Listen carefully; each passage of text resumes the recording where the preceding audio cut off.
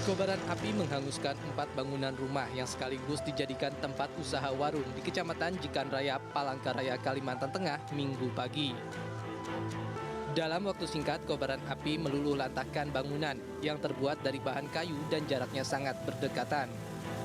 Tim pemadam kebakaran yang melakukan pemadaman membutuhkan waktu setengah jam untuk memadamkan api dengan mengerahkan mobil damkar dibantu TNI Polri serta masyarakat.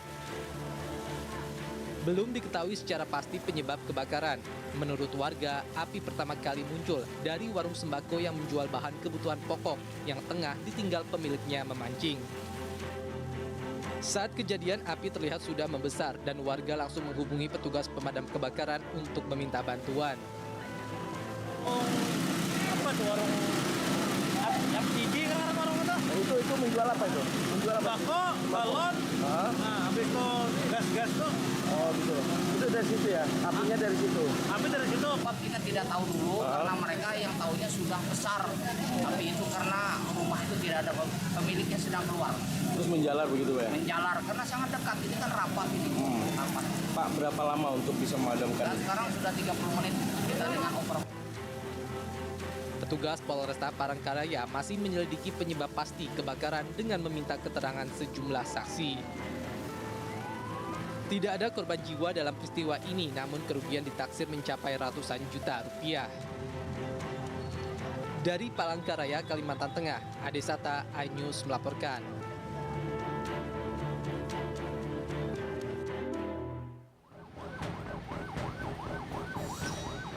Adu banteng antar truk tronton dan truk gandeng ini terjadi di jalur Poros Pantura, tepatnya di Jalan Jaksa Agung Suprapto, Kecamatan Kota Lamongan, Jawa Timur, Minggu pagi. Kerasnya benturan menyebabkan 2 kendaraan berat ini mengalami kerusakan parah di bagian kabin. Meski kendaraan rusak parah, sopir dan kernet kedua truk berhasil dievakuasi dan tak mengalami luka serius. Kecelakaan bermula saat sopir truk gandeng melaju dari arah barat dan berusaha menghindari pengendara motor yang menyeberang jalan. Di saat bersamaan, melaju truk tronton dari arah berlawanan sehingga tabrakan tak terhindarkan.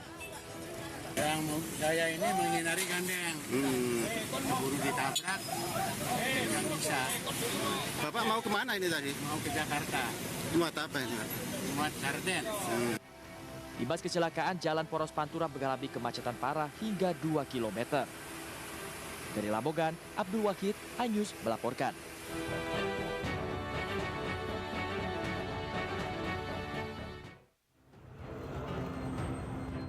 PT KCIC menyatakan ada penumpang yang mencuri bantal canggih pada kursi kereta cepat Wush pada Juli 2024. Bantal terikat pada bagian atas kursi kereta cepat berfungsi sebagai penyangga kepala saat penumpang duduk. Bantal memiliki 2 warna, ada yang berwarna coklat dan biru sesuai kursi penumpang. Bantal didesain dengan spesifikasi khusus, memiliki teknologi tinggi, tahan api, dan dibuat untuk kenyamanan penumpang. Pelaku pencurian pun sudah terdeteksi dari 44 kamera pengawas yang berada dalam kereta. Dari kamera pengawas terdapat oknum penumpang yang sengaja melepas bantal dan mengambil bantal tersebut. Bantal pada kereta Wush ini memang semuanya sudah terdeteksi ataupun sudah diselesaikan akhirnya melalui CCTV yang ada di kereta. Jadi data-data penumpang tersebut sudah didapatkan oleh PT KCIC dan kita akan menindaklanjut sesuai dengan aturan yang berlaku. Saat ini data penumpang pencurian bantal sudah didapat dan akan ditindaklanjuti sesuai prosedur yang berlaku. Dari Jakarta, Tim Liputan iNews melaporkan.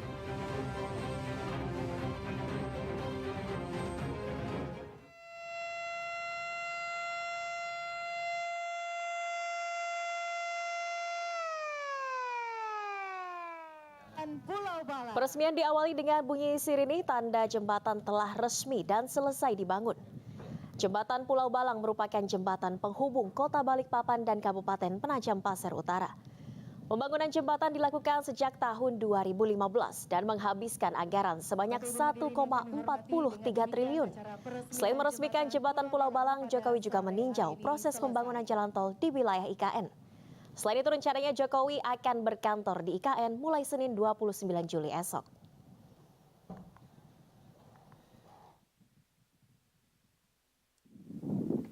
Kita akan segera resmikan jembatan Pulau Balang yang menyeberangi Teluk Balikpapan yang akan menghubungkan antara kota Balikpapan dengan Kabupaten Penajam Pasir Utara, atau nantinya juga dari Provinsi Kalimantan Timur menuju ke Provinsi Kalimantan Selatan. Jembatan ini dibangun sejak 2015 dan menghabiskan anggaran 1,43 triliun, dan tadi sudah kita coba jalan tol, meskipun belum selesai 100%, tapi mulus dan nyaman.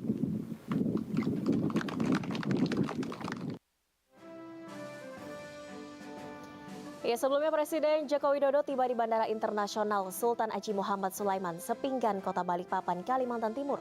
Sesaat setelah tiba, Presiden Jokowi langsung menuju Jalan Bebas Hambatan, akses IKN Seksi 3A 5A. Di sana Presiden meninjau proses pembangunan jalan tol.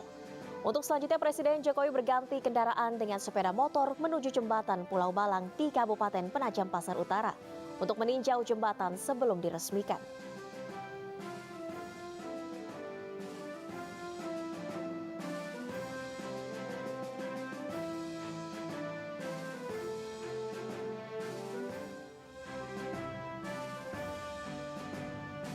Sebelumnya pemirsa, Presiden Joko Widodo bersama Ibu Iriana berangkat ke Kalimantan Timur bersama rombongan melalui Pangkalan Udara TNI Angkatan Udara Halim Perdana Kusuma Jakarta menggunakan pesawat kepresidenan Indonesia.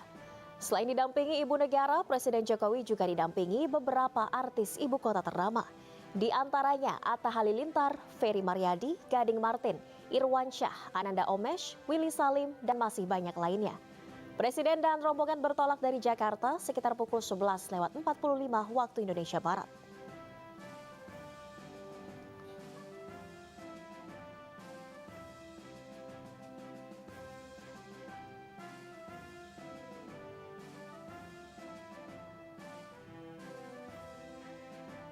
Bahwa air sudah masuk, listrik sudah ada, kamar sudah ada, tapi juga tempat tidurnya sudah ada, jadi bisa tidur. Furniturnya sebagian sudah ada, furniture sudah ada. Gimana? Ya nanti saya bermalamnya di istana.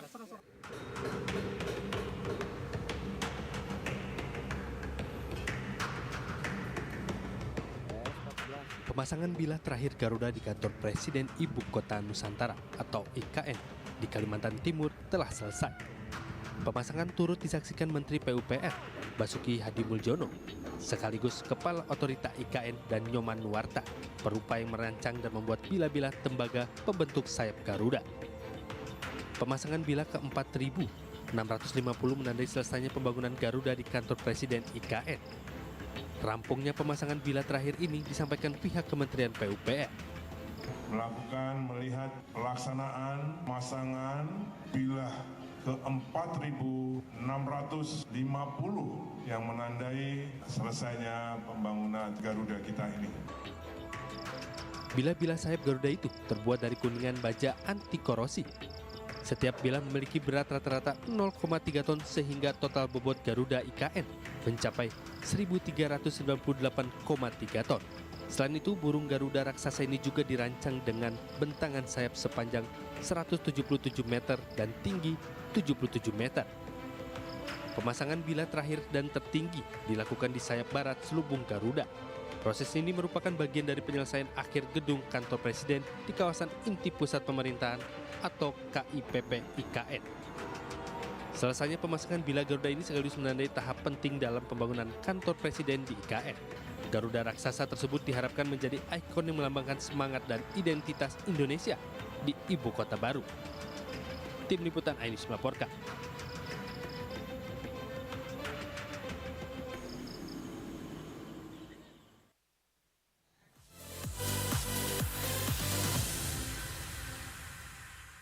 mengupas makna dan tafsir Al-Quran bersama ulama terkemuka tanah air.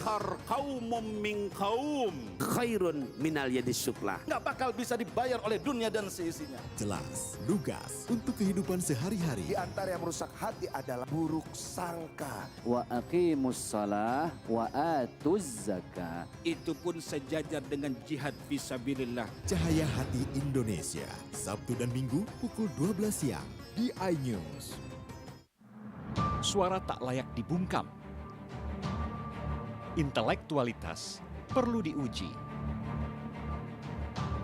Integritas butuh konsistensi demi demokrasi yang hakiki.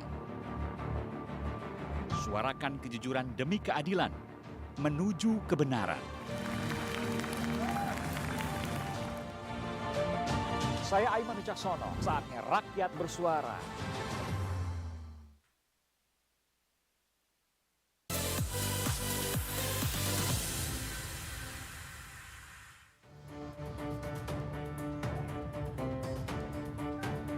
Inilah aksi penganiayaan yang direkam oleh warga. Sejumlah pria terlihat menyerang dan menganiaya Johnson Wakum, 31 tahun, seorang pengusaha asal Surabaya dengan menggunakan tangan kosong dan besi. Hingga korban jatuh tak berdaya di Jalan Pemuda Semarang, Jawa Tengah. Akibat penganiayaan ini, korban menderita sejumlah luka, seperti hidung retak, kaki dan tubuh memar hingga harus mendapat perawatan di Rumah Sakit Bayangkara. Tidak hanya menyerang korban, sekelompok pria tersebut juga turut menganiaya sopir korban hingga mendapat luka di wajah dan punggungnya akibat hantaman besi panjang. Korban yang tidak terima melaporkan kasus ini ke Sentra Pelayanan Terpadu SPKT Polrestabes Semarang. Kejadian bermula saat korban sedang makan soto di pinggir jalan. Korban kemudian melihat beberapa orang terlibat cekcok dan berusaha untuk menengahinya. Namun salah satu orang tidak terima. Kemudian menghubungi seseorang hingga datang sejumlah pengendara motor dan mobil dan langsung melakukan penganiayaan. Mau ngelerai aja, tiba-tiba yang ada satu anggota itu nggak terima, telepon teman-temannya, datanglah semua temennya itu udah langsung hantem aja udah. Juga tegaskan tadi bahwa apa yang proses hukum yang perlu kami laksanakan, mudah-mudahan pihak Denpom dan orang-orang yang terlibat ini juga bisa menghargai itu, karena supaya tidak terjadi lagi, supaya ini menjadi edukasi juga untuk yang lainnya. Kepolisian kini terus mengusut kasus ini dan meminta sejumlah keterangan dari saksi. Korban juga berharap agar kasus segera tuntas dan pelaku mempertanggungjawabkan perbuatannya. Dari Semarang, Jawa Tengah, Kristadi, iNews melaporkan.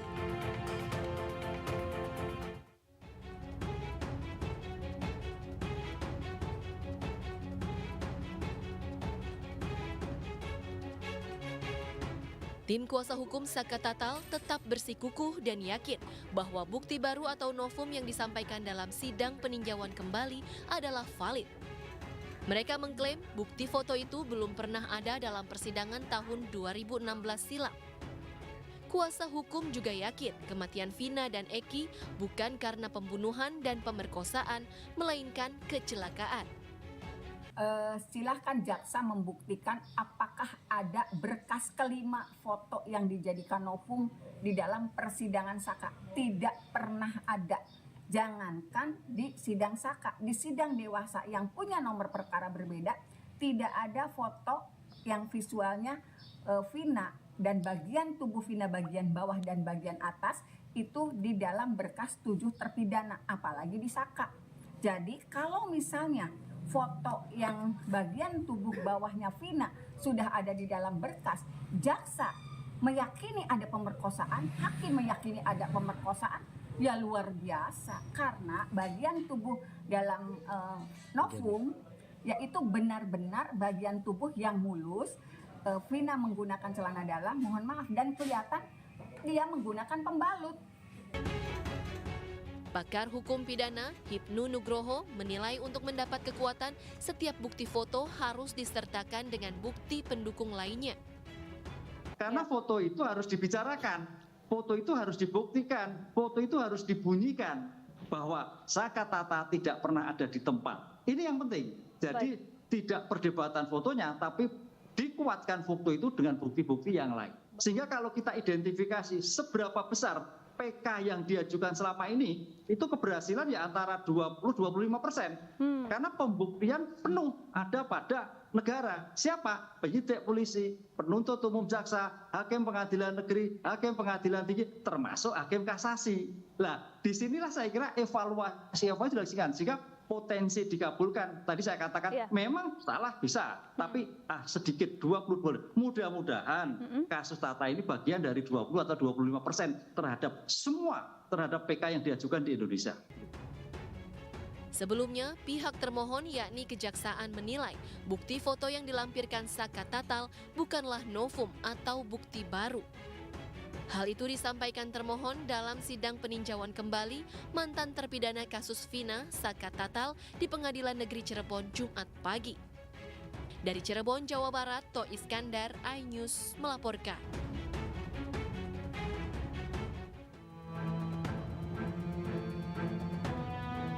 Inilah suasana persidangan peninjauan kembali di Pengadilan Negeri Cirebon pada Jumat 26 Juli 2024. Sesuai permintaan hakim, pemohon menghadirkan saksi fakta untuk novum atau bukti baru yang diajukan pihak Saka Tatal. Selis, kakak kandung Saka Tatal, hadir sebagai saksi fakta yang mengaku mendapatkan bukti berupa beberapa foto terkait dengan tewasnya Vina dan Eki. Selis mengucap sumpah bahwa dirinya menemukan bukti berupa foto dan surat yang belum pernah diajukan di persidangan. Sementara itu, pihak termohon jaksa penuntut umum menyatakan bahwa novum yang diajukan oleh kuasa hukum Saka Tatal yaitu foto di lokasi kejadian dan foto jasad Eki dan Vina saat berada di Rumah Sakit Gunung Jati bukanlah bukti baru. Bahwa berdasarkan fakta hukum, novum 1 sampai dengan 3 dan novum 5 yang dianggap novum oleh penasihat hukum peninjauan kembali merupakan foto lama yang telah dilampirkan dalam berkas perkara atas nama anak Saka Tatal, yang pada dasarnya sama, hanya diambil dari sisi yang berbeda namun tidak merubah esensi dan maksud dari foto tersebut. Menurut jaksa, hasil visum terhadap Vina dan Eki tetap menunjukkan bahwa kedua korban meninggal dikarenakan pembunuhan dan bukan kecelakaan. Pihak kuasa hukum Saka Tatal menyayangkan jaksa yang tidak mau melakukan perbaikan dengan melihat adanya bukti-bukti baru itu. Tidak ada niat untuk perbaikan, termasuk foto-foto. Foto-foto itu diperjelaskan adalah foto yang diambil tahun 2016 di bulan Agustus di Rumah Sakit Gunung Jati. Yang ditemukan bulan Mei kemarin. Dan tidak pernah menjadi bukti. Karena selama ini mereka berpatokan itu adalah pembunuhan. Bukan kecelakaan. Setelah menyimak bukti dan mendengarkan tanggapan termohon, sidang PK Saka Tatal ini akan kembali dilanjutkan pada Selasa 30 Juli 2024 pukul 10 waktu Indonesia Barat. Tim Liputan iNews melaporkan.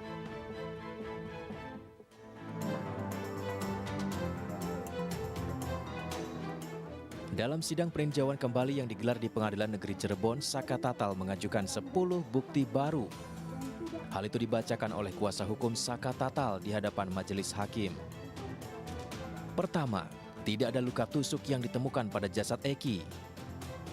Kedua, luka di wajah Vina dilakukan oleh Andi yang merupakan buronan fiktif. Bukti ketiga, hasil visum Vina menunjukkan adanya pendarahan di hidung yang diduga akibat kecelakaan. Keempat, ditemukan serpihan daging di baut tiang penopang lampu jalan di TKP. Kelima, terdapat goresan di motor milik Eki pada bagian kanan yang sesuai dengan luka Vina dan Eki di bagian kanan.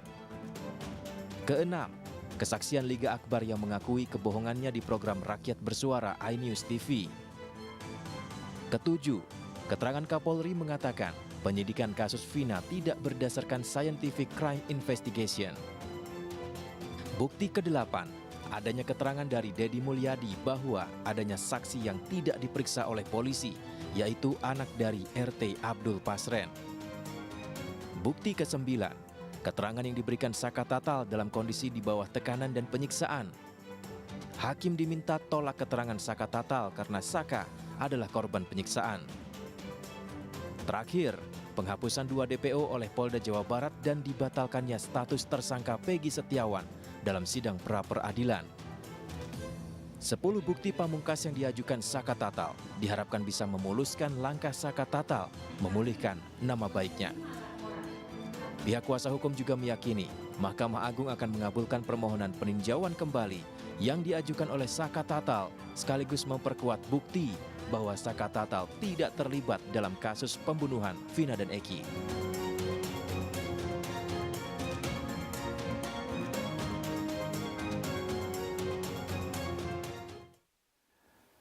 Hal ini disampaikan Sekretaris Umum PP Muhammadiyah Abdul Mukti di acara Konsolidasi Nasional Muhammadiyah di Yogyakarta pada Minggu siang. Keputusan ini diambil setelah melakukan kajian dan menerima masukan dari para ahli pertambangan, ahli lingkungan hidup, ahli hukum, dan majelis atau lembaga di lingkungan Muhammadiyah. Sebelumnya pemerintah memberi izin pengelolaan tambang kepada ormas keagamaan yang bersedia. Dan menerima masukan yang komprehensif, usaha pertambangan sejalan dengan anggaran dasar. Kekayaan alam adalah anugerah Allah yang manusia sebagai khalifah di muka bumi memiliki kewenangan untuk memanfaatkan alam untuk kemaslahatan dan kesejahteraan hidup material dan spiritual. Untuk mencapai maksud dan tujuan, Muhammadiyah melaksanakan amar ma'ruf, nahi mungkar, dan tajdid yang diwujudkan dalam segala bidang kehidupan.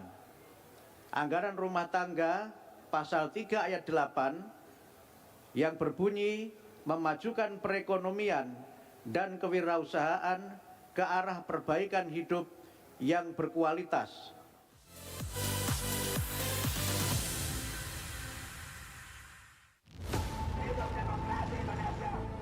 Mempertanyakan rasa keadilan. Negeri kami nampak kehilangan kemudi. Kebenaran, keberanian, dan juga kejujuran. Saatnya kita bicara. Tuntaskan di sini. Menyampaikan dari kacamata mahasiswa. Saya Aryo Ardi. Saya Anisha Dasuki. Interupsi hanya di iNews.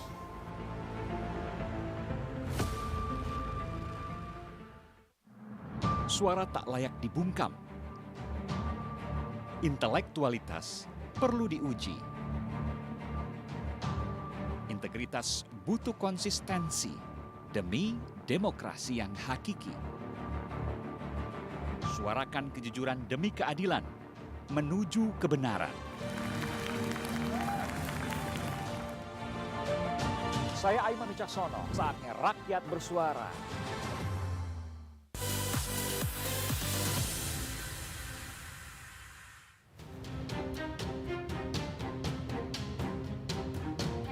Direktorat Tindak Pidana Umum Bareskrim Polri akan memanggil Kepala Badan Perlindungan Pekerja Migran Indonesia, Beni Ramdhani, untuk dimintai keterangan sebagai saksi terkait sosok berinisial T yang disebut sebagai pengendali judi online Indonesia.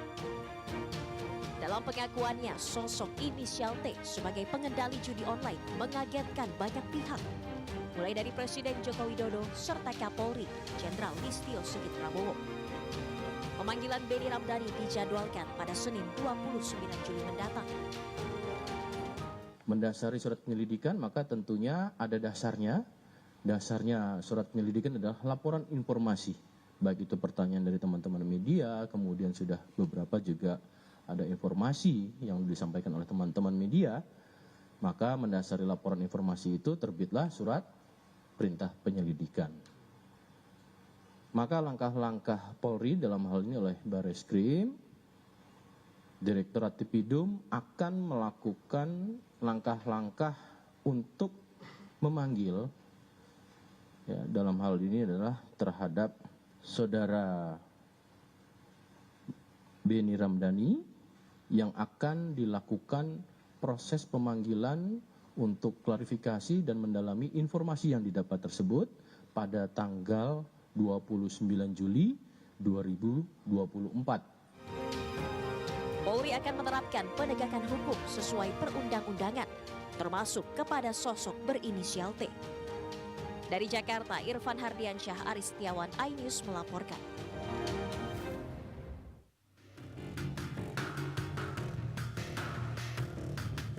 Praktik judi online di tanah air dari tahun ke tahun kian meresahkan.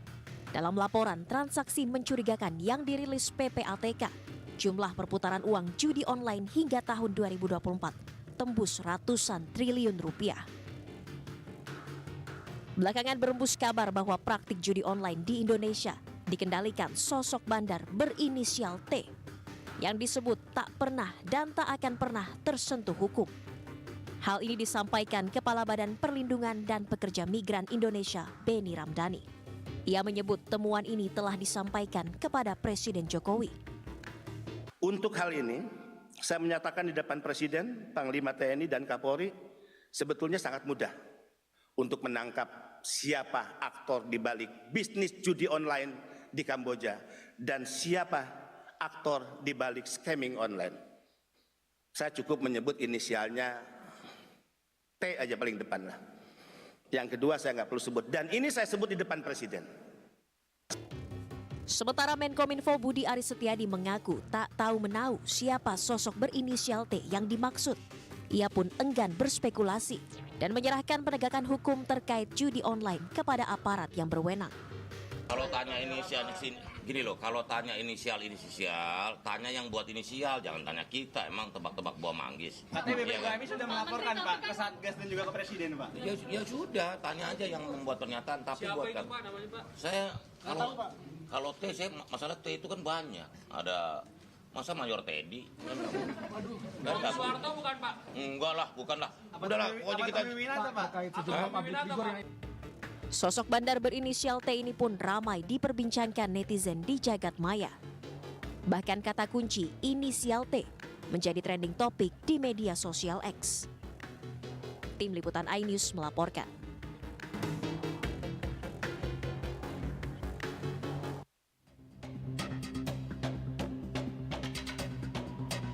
Komisi Perlindungan Anak Indonesia bersama Pusat Pelaporan dan Analisis Transaksi Keuangan merilis data terbaru tentang transaksi judi online yang melibatkan anak-anak. Tak tanggung-tanggung, anak-anak yang terlibat transaksi judi online berjumlah hingga ribuan orang dengan total nilai transaksi ratusan miliar rupiah. PPATK menemukan sebanyak 1.160 anak usia di bawah 11 tahun bermain judi online. Nilai transaksi judi online tersebut mencapai 3 miliar rupiah. Selain itu, PPATK juga menemukan fakta bahwa anak usia 11 hingga 16 tahun juga terjerat judi online dengan nilai transaksi mencapai 7,9 miliar rupiah. Sementara jeratan judi online terbanyak menyasar 191.380 anak dengan rentang usia 17 hingga 19 tahun. Total nilai transaksinya fantastis mencapai 282 miliar rupiah.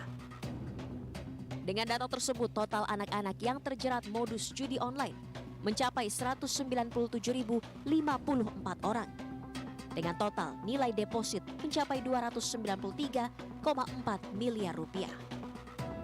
Kami menemukan memang luar biasa banyak transaksi yang terkait dengan anak-anak yang melakukan judi online. Itu bisa by concern atau memang keinginan dia sendiri. Tadi disampaikan itu bisa terkoneksi dengan yang namanya game online, atau memang tujuannya data anak itu dipergunakan dengan menggunakan rekening QQ dan segala macam untuk kepentingan judi online.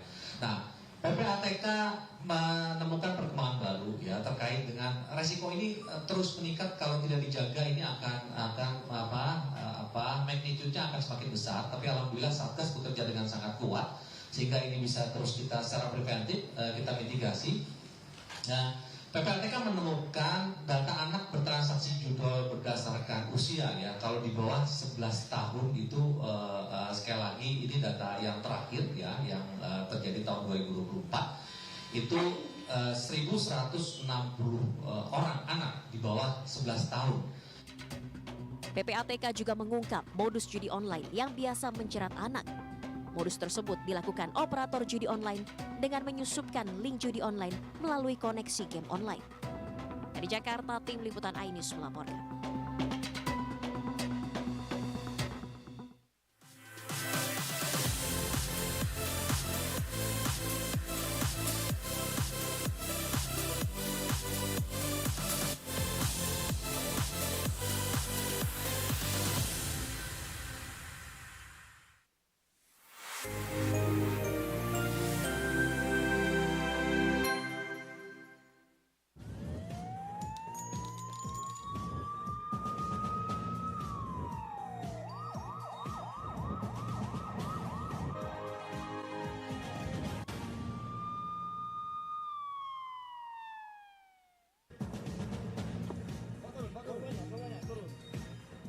Lima kurir narkoba antar provinsi diringkus Polda Sumsel. Ngapa udah dipisah yo, ya Allah. Dua pria terekam kamera duel gunakan senjata tajam. Ngapa udah dipisah yo.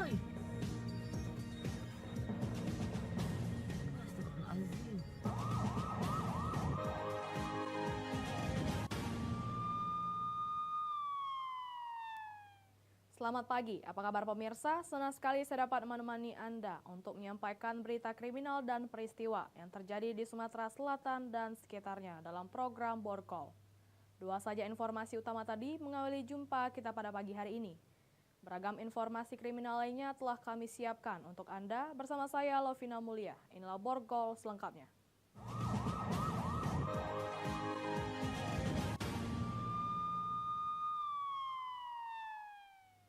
Kita awali berita pertama pemirsa.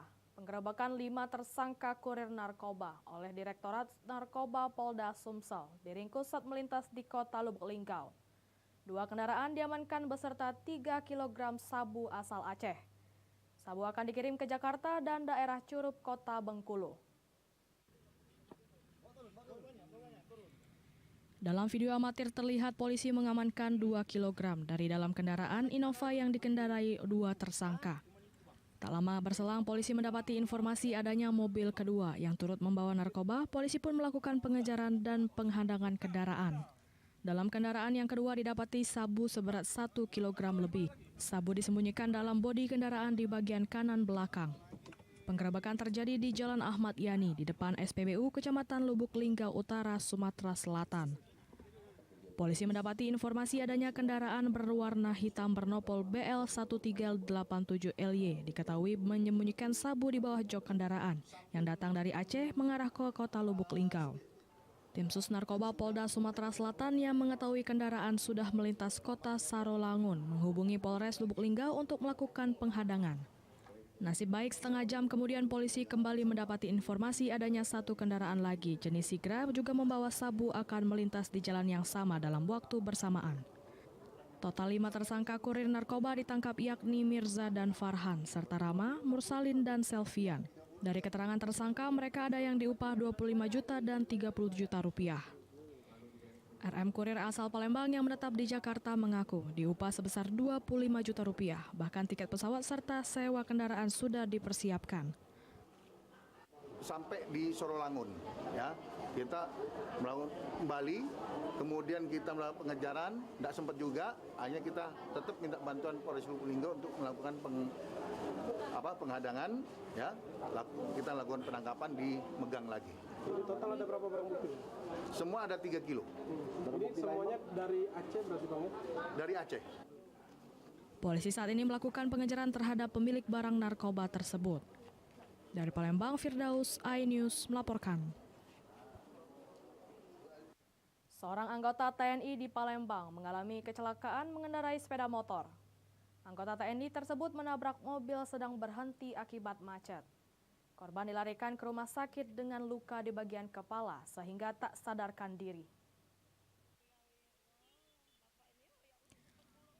Dari rekaman video warga terlihat anggota TNI tersebut tergeletak di pinggir jalan.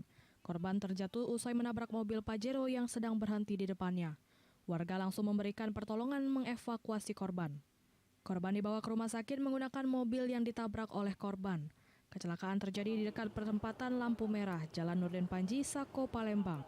Sertu Budi, korban luka pengendara sepeda motor merupakan seorang anggota TNI sebagai Babinsa di Pangkalan Balai Banyuasin, Sumatera Selatan. Akibat kejadian itu, petugas Laka Lantas Polrestabes Palembang bersama POM TNI melakukan olah tempat kejadian perkara di lokasi kejadian. Dari keterangan pengendara mobil Pajero yang ditabrak, saat itu mobilnya sedang berhenti dan juga macet di lampu merah. Dirinya baru saja menjemput anak pulang sekolah menuju ke rumah. Tiba-tiba ada yang menabrak dari belakang, bahkan tabrakan tersebut sangat keras. Akibat tabrakan, mobil Pajero yang dikendarainya ringsek sisi kiri belakang, sementara sepeda motor yang menabrak rusak berat di bagian depan hingga patah. Mobil yang nabrak karena saking kerasnya, ternyata pas dilihat motor. Korban sudah terkapar di jalan. Mbak, kita waktu ditabrak itu berhenti atau berhenti, berjalan posisinya berhenti karena kebetulan lagi macet, kondisi macet, jadi kita berhenti. Saya ngobrol sama anaknya, tiba-tiba ditabrak. Jadi kan. Kaget kan, saya pikir mobil nih segini kencengnya gitu. Yang datang dari arah Simpang Bandara menuju Kebun Sayur menabrak mobil Pajero yang sedang berhenti karena macet. Untuk kondisi korban sementara belum sadar, pendarahan di telinga dan benturan di kepala. Akibat luka yang dideritanya, korban yang dirawat di Rumah Sakit Karya Asi akan dirujuk ke Rumah Sakit Akagani Palembang. Sedangkan barang bukti kendaraan mobil dan sepeda motor sementara diamankan pihak kepolisian. Dari Palembang, Firdaus, iNews melaporkan. Beralih ke informasi lainnya, pemirsa. Puluhan kendaraan terjaring razia oleh Samsat Oku di Kota Batu Raja. Razia gabungan bersama Satlantas dan Jasara Harja Batu Raja itu masih banyak ditemukan kendaraan roda 4 dan roda 2 bernomor polisi luar dan mati pajak. Samsat Ogan Komering Ulu bersama dengan Satlantas Polres Oku juga Jasara Harja menggelar razia gabungan dalam Operasi Patu Musi 2024 dan Bulan Patu Pajak tahun 2024. Kegiatan itu bertujuan untuk meningkatkan kesadaran masyarakat mengenai pentingnya mematuhi kewajiban pajak kendaraan bermotor. Hasilnya masih banyak kendaraan baik roda 4 dan roda 2 menunggak pajak dan bernomor polisi luar provinsi yang tidak taat pajak. Dalam operasi tersebut, tim gabungan berhasil mengidentifikasi sebanyak 30 kendaraan yang melanggar ketentuan kepatuhan pajak.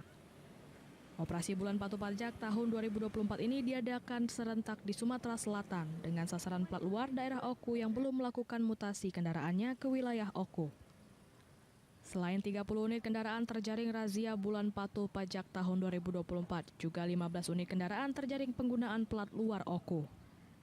Sasarannya hari ini kami mencari kendaraan-kendaraan yang berplat luar daerah yang belum melakukan mutasi kendaraannya ke wilayah kerja kami di Kabupaten Ogan Komering Ulu. Yang mana kendaraan tersebut untuk sementara waktu tidak bisa melengkapi kelengkapan kendaraannya. Seperti SIM pengemudi tidak bisa ditunjukkan dan STNK-nya juga tidak bisa ditunjukkan ataupun alasan supir. Dalam kegiatan itu, belasan kendaraan harus dikandangkan Satlantas Oku lantaran juga tidak dilengkapi surat menyurat. Dari Ogan Komering Ulu, Widori Agustino, iNews melaporkan. Dua pria duel gunakan senjata tajam, informasinya sesaat lagi.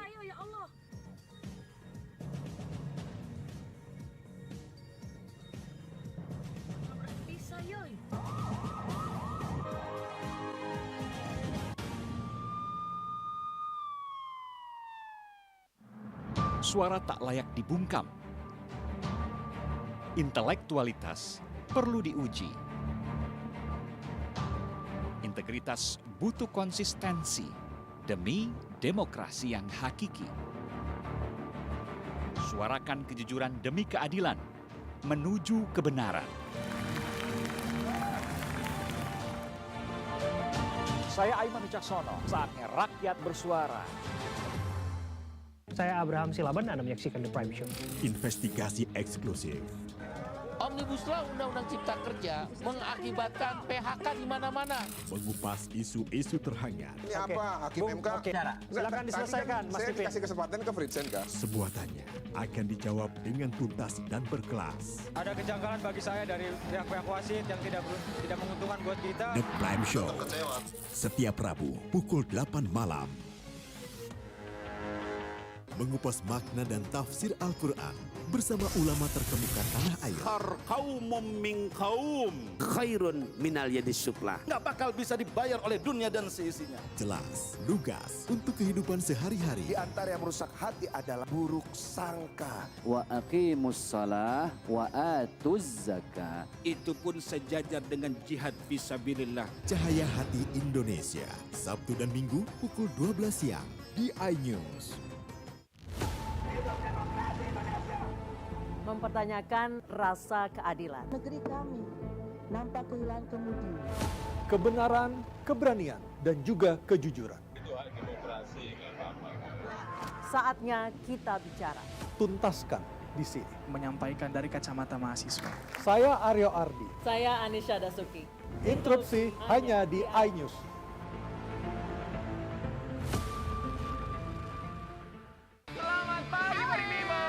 Halo menemani pagi Anda dengan sajian informasi unik dan menarik. Rasanya seperti apa nih? Kalau gitu langsung aja kita mulai. Pop yang lucu banget, beda dari yang lain. Iya sih. Menghadirkan bintang tamu yang menginspirasi. Sushi karak, nasi jajar. Tentu saja kurang sehat. Tetap di Morning Update, ada pagi hari. Morning Update, Senin sampai Jumat, pukul 7 pagi di iNews.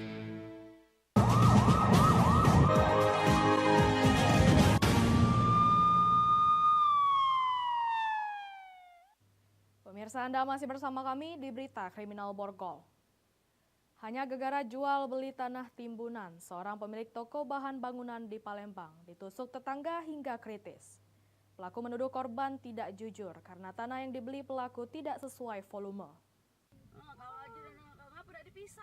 Inilah detik-detik rekaman milik warga saat merekam peristiwa penusukan terhadap seorang pemilik toko bahan bangunan di Palembang yang terjadi di Jalan Tembok Baru, Kecamatan Seberang Ulu 2. Menurut keterangan, awalnya korban Heri yang sedang berada di toko miliknya didatangi pelaku dengan membawa senjata tajam dan langsung menyerang korban. Korban yang panik kemudian mengambil senjata tajam di dalam toko dan terjadilah perkelahian. Saat perkelahian, korban terkena sabetan senjata tajam milik pelaku di bagian pipi, pinggang dan tangan hingga korban kritis dan dilarikan ke Rumah Sakit Muhammadiyah Palembang. Melihat korban terkapar, pelaku kemudian melarikan diri. Motif penusukan lantaran pelaku menuduh korban tidak jujur dalam jual beli tanah timbunan karena tanah yang dibeli pelaku tidak sesuai volume sehingga membuat pelaku dendam. Sementara itu, unit reskrim Polsek Seberang Ulu 2 Palembang yang mendapat laporan dari warga langsung mendatangi TKP dan memintai sejumlah keterangan saksi. Dugaan memang perkaranya mereka ini sudah punya masalah itu sudah lama karena sempat membuat LP di Polsek SU2 itu sebelumnya itu masalah pengancaman, tapi sudah selesai, sudah berdamai. Nah ini mungkin dendam ya mungkin ada chaos sedikit, mungkin terjadi hal seperti ini. Untuk pelaku telah diketahui identitasnya kini masih dalam pengejaran petugas. Dari Palembang, Muhammad David, iNews melaporkan. Bermain di kolam bekas galian, seorang anak berusia 12 tahun di Palembang tewas tenggelam. Tim SAR gabungan melakukan penyelaman mencari korban. Evakuasi berjalan dramatis. Tangis keluarga berharap korban dapat diselamatkan. Mengenakan peralatan selam, tim SAR gabungan mencari korban tenggelam di kedalaman 4 meter. 30 menit dilakukan pencarian, korban akhirnya ditemukan. Korban tenggelam di kolam bekas galian dekat asrama haji Jalan Tanjung Api-Api, Kelurahan Kebun Bunga, Kecamatan Sukarami, Palembang. Tim SAR sempat melakukan pertolongan pertama berusaha menyelamatkan korban. Keluarga yang berada di lokasi kejadian menangis histeris berharap korban dapat diselamatkan. Korban tenggelam bernama Raffi, 12 tahun, warga Kelurahan Karya Baru, Kecamatan Alang-Alang Lebar, Palembang. Kronologi kejadian Sabtu pukul 12.30 siang, Raffi bersama rekannya bermain di lokasi kolam bekas galian. Tak lama berselang, teman korban berteriak meminta tolong karena Raffi tenggelam. Warga yang berada tak jauh dari lokasi kejadian berusaha mencari namun korban tidak ditemukan. Selanjutnya warga melaporkan kejadian ke polisi dan memanggil tim SAR untuk pencarian. Alpian Komandan Tim SAR Basarnas Palembang menjelaskan dilakukan penyelaman korban ditemukan di dasar kolam galian di kedalaman 4 meter. Pertolongan pertama medis sempat dilakukan dan dievaluasi ke rumah sakit untuk memastikan keadaan korban. Baik, berdasarkan informasi dari teman-teman yang melaksanakan penyelaman, kedalaman kurang lebih 3-4 teman-teman dari PMI dan medis sempat melaksanakan pertolongan pertama. Saat ini korban bawa ke rumah sakit dulu untuk ngecek ininya. Ya. Setibanya di IGD Rumah Sakit Muhammad Hasan Bayangkara, Palembang, korban dipastikan sudah meninggal dunia. Keluarga korban histeris bahkan sempat pingsan. Dari Palembang, Firdaus, iNews melaporkan. Upaya untuk menghentikan kegiatan penyulingan di sumur minyak ilegal di Musi Banyuasin terus dilakukan seperti pembentukan Satgas Penanggulangan Illegal Drilling dan Refinery. Satgas yang merupakan kolaborasi sejumlah pihak ini diharapkan dapat memberikan solusi bagi masyarakat setempat yang selama ini menggantungkan hidup dari sumur minyak ilegal. Pembentukan Satgas tersebut merupakan inisiasi dari Kapolda Sumsel Irjen Pol Rahmat Wibowo bersama Pemprov Sumsel. Menurut Rahmat, dibentuknya Satgas sangat diperlukan agar persoalan ilegal drilling dan refinery yang berdampak pada lingkungan dan sudah memakan korban jiwa ini bisa teratasi. Rahmat menjelaskan dalam pembentukan Satgas itu ada 4 subbidang yang bekerja. Pertama, Subsatgas Preventif yang membidangi soal mitigasi dan sosialisasi ke masyarakat. Tim ini akan bekerja mulai dari hulu hingga hilirnya. Mereka akan menyampaikan bahwa Pemda bersama pihak-pihak terkait sudah membentuk Satgas, sehingga mulai dari sekarang bagi individu yang melaksanakan illegal drilling dan illegal refinery untuk cari profesi lain. Kedua adalah Subsatgas Preventif yang juga melaksanakan upaya pencegahan. Satgas ini akan mengedepankan upaya pencegahan dengan meminta kades, camat, tokoh masyarakat, dan sebagainya terjun ke lapangan menyampaikan dampak dari kegiatan ilegal tersebut. Berikutnya Satgas Penegakan Hukum dan keempat Subsatgas Rehabilitasi. Seluruh sub itu akan punya tugas masing-masing dalam penanganan illegal drilling dan refinery. Satgas itu terdiri dari berbagai instansi dan butuh modal besar. Jumlah tim sekitar 50 orang yang berasal dari Pemda, Polri, TNI, Kejaksaan, Pengadilan, SKK Migas, dan Pertamina. Ini sifatnya karena sangat komprehensif, maka kami melibatkan banyak instansi. Jadi tidak hanya sekedar aspek penegakan hukum, tetapi yang paling kita pentingkan adalah aspek penanganan sosial dan dampaknya terhadap masyarakat. Jadi dilakukan penindakan karena ini sudah sangat membahayakan. Laporan Pak Kapolda sudah ada 5 orang yang meninggal dan ini juga menimbulkan dampak pencemaran yang sangat berat. Jadi yang ditekankan oleh Pak Gubernur tadi bahwa ada 200.000 lebih masyarakat yang menggantungkan hidupnya di sektor illegal drilling dan illegal refinery ini. Ini equal dengan sepertiga penduduk Musi Banyuasin. Jadi harus ada langkah-langkah preventif, langkah-langkah rehabilitasi. Tim ini sangat diperlukan karena sudah 5 warga setempat tewas. Belum lagi lingkungan tercemar dan mengganggu aktivitas sungai dan pertanian. Dari Palembang, Bambang Irawan, iNews melaporkan. Kejari geledah kantor BPBD Oku. Informasinya setelah pariwara berikut.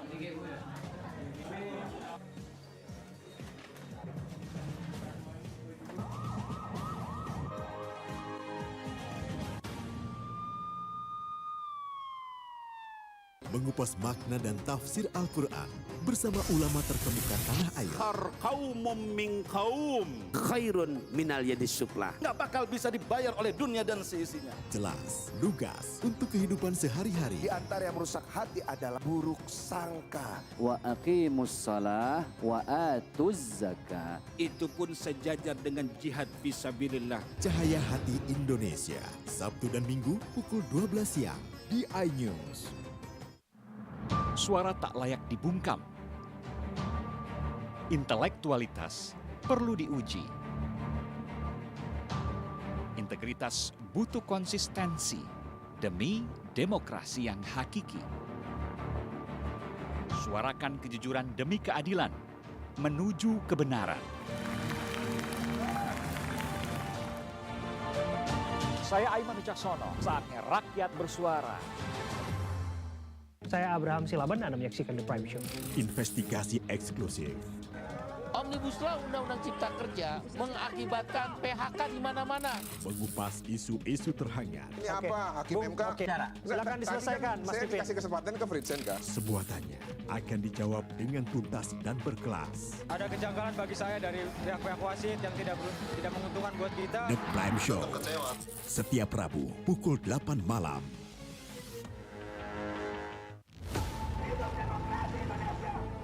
Mempertanyakan rasa keadilan. Negeri kami nampak kehilangan kemudi. Kebenaran, keberanian, dan juga kejujuran. Itu hak demokrasi, nggak apa-apa. Saatnya kita bicara. Tuntaskan di sini. Menyampaikan dari kacamata mahasiswa. Saya Aryo Ardi. Saya Anisha Dasuki. Interupsi hanya di iNews.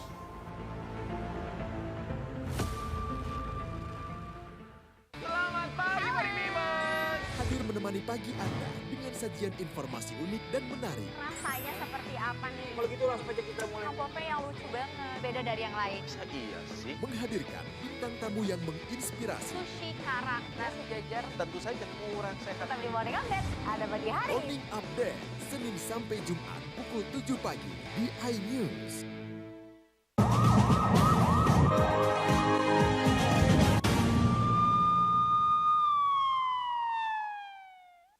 Anda masih bersama kami di Berita Kriminal Borgol. Menggunakan rompi hitam lis merah, Satuan Khusus Pemberantasan Korupsi, Unit Pidana Khusus Kejari Oku, melakukan penggeledahan kantor Badan Penanggulangan Bencana Daerah Oku. Dalam penggeledahan itu, tim melakukan penyitaan dokumen 1 kontainer box. Kejaksaan Negeri Oku melalui Satuan Khusus Pemberantasan Korupsi terus melakukan pengembangan kasus korupsi pada Badan Penanggulangan Bencana Daerah Kabupaten Oku tahun anggaran 2022 silam. Tim penyidik pidana khusus Kejari Oku didampingi unit intelijen menggeledah kantor BPBD Oku untuk mencari barang bukti baru. Beberapa tim penyidik unit Pitsus didampingi Kasih Pitsus Yeri Trimulyawan menggeledah beberapa ruang kerja di kantor BPBD Oku. Tak hanya itu, mobil dinas milik BPBD juga tak luput dari pemeriksaan. Ada 1 box dokumen yang disita saat melakukan penggeledahan. Selain menyita dokumen, tim tersebut juga melakukan pemeriksaan terhadap 4 unit kendaraan dinas BPBD Oku yang terparkir di halaman parkir Pemkab Oku. Namun pihaknya belum bisa memastikan adanya tersangka baru. Sejauh ini Kejari Oku telah menetapkan 2 tersangka yakni AK, mantan Kepala BPBD tahun 2022. Yang kita dapatkan hasil dari penyitaan ini kurang 1 kontainer ya, 1 kontainer yang kita lakukan penyitaan. Apakah dengan penggeledahan ini ada tersangka baru indikasi akan bertambahnya tersangka pada kasus ini? Itu kita lihat dari fakta-fakta yang nanti kita lakukan dulu lah. Kita nggak bisa berkoment atau statement untuk yang sekarang. Yang penting kita lakukan pemeriksaan dengan profesional. Oke. Dan J. Bendahara BPBD pada tahun yang sama. Dari Akun Komering Ulu, Widori Agustino, iNews melaporkan. Satuan Provos Polrestabes Palembang melakukan penggebosan ban kendaraan milik anggota Polri dan pengunjung yang melanggar parkir di halaman Mapolrestabes Palembang. Demi menertibkan kendaraan yang parkir di halaman Mapolrestabes Palembang, Satuan Provos Polrestabes melakukan patroli kendaraan yang parkir sembarangan. Dalam patroli tersebut, petugas Provos mendapati beberapa kendaraan yang parkir sembarangan, sehingga dilakukan penggembosan ban milik anggota dan pengunjung Mapolrestabes Palembang.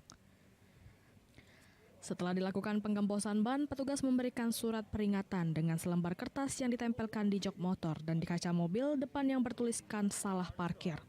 Hal ini dilakukan petugas Provos untuk memberikan rasa nyaman bagi kendaraan lain yang hendak parkir di halaman parkir Mapolrestabes. Sementara ini ada 7 kendaraan R2 yang kami gembosi karena posisi parkir maupun tempat parkir tidak sesuai dengan ketentuan. Bang, sama ditempel apa itu bang di situ bang? Di joknya bang? Ya kami tempeli, ya masih tetap kami ada katanya maaf, Anda salah parkir. Jadi kalimat maaf itu tetap kita laksanakan. Provos akan terus melakukan kegiatan patroli parkir tersebut di halaman Polrestabes Palembang. Dari Palembang, Muhammad David, iNews melaporkan. Demikian sajian berita kriminal dalam program Borgol hari ini. Semoga informasi tadi dapat memberikan manfaat bagi kita semua. Saya Lovina Mulia, sampai jumpa.